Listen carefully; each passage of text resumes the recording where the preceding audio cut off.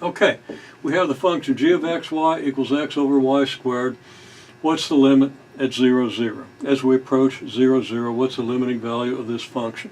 Or does it even have a limiting value? Well, let's try to prove that it doesn't have a limiting value. Now, actually, I'm not going to try to prove anything. I'm just going to suggest 3 things to you, and you draw your conclusions. Okay? Let's approach along the line y equals cx, where c is any number but 0.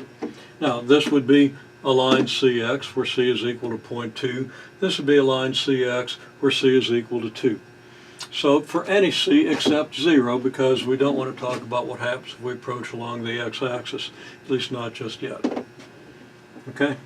Then, let's answer the same question if we approach along the line y equals c times the square root of x.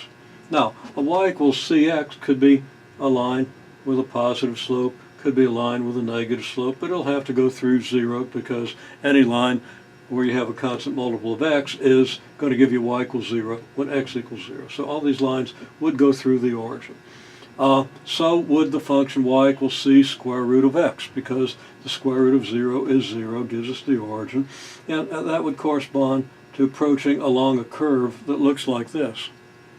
Okay, or y equals cx to the 4th. That would correspond to approaching along a curve that looks like this, because this is a reasonable depiction of a x to the 4th curve. And then, is the limit infinity, 0, or neither?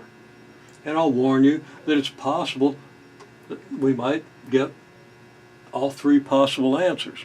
Of course, anytime we get just 2 different answers, if we got a 0 and a neither, then we'd have proved that there is no limit.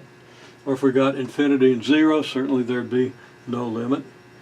And I'll